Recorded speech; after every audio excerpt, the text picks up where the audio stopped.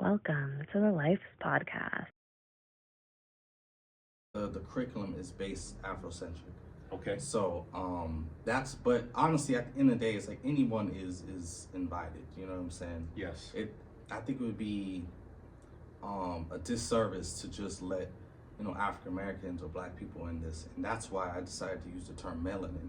Yes. Because see, what melanin is it's really from a chemical, like a chemistry standpoint, right? It's just a black element. Yes. So, you don't even need to be dark skinned, right? A lot of people don't realize, like Hispanics, Asians, even like Samoans to an extent, Indians, Yes. they have melanin in them. Yes, they So do. the moment you have black hair and the moment you have brown eyes, right, you have Yes. melanin in you.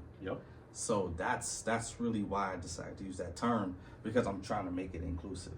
And Yes. so it's Absolutely. like, once we understand that we're closer to each other than not, then that's where we start breaking the cycles. of Yes. And racism. breaking barriers, Exactly. breaking color barriers. Exactly. Yes. So that's where that whole Afrocentric comes from, because a lot of times, melanin people don't classify themselves as African, No, they don't. Yes. But a lot of times you'll see that they classify themselves as Afro.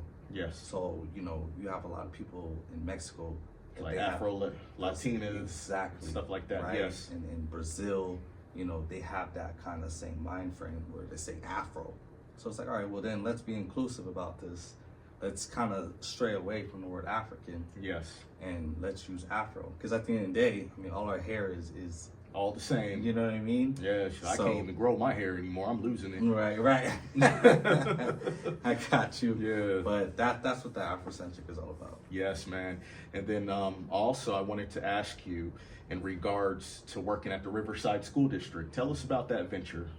Yeah, so working for the Riverside Unified, I don't work directly with them, right? Okay. What it is we have a program. It's called the BRAF program, Yes. and so basically it's a program for African American families and youth. Nice. And so through that, the who funds it is Riverside County, Yes. and so Riverside County funds this program.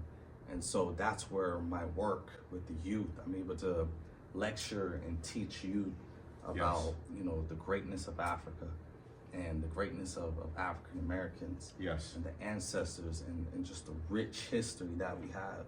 And again, talking about colonization from our perspective, rather than leaving it to the no disrespect, but the Caucasian teacher Yes. or just a non-Black teacher. So now we have a program where someone like me, someone that's melanated, someone that's Black, is able to lecture Black youth Yes. and teach them our perspective of it. So we talk about everything from, ancient Africa to, the colonization, Yes. to, rebellious movements, to talking about racism and, war on drugs and things of that nature. So Yes. it's been an incredible experience right now, working with this Black youth. And so that has enhanced my ability and my business to be like, okay, I've learned some things.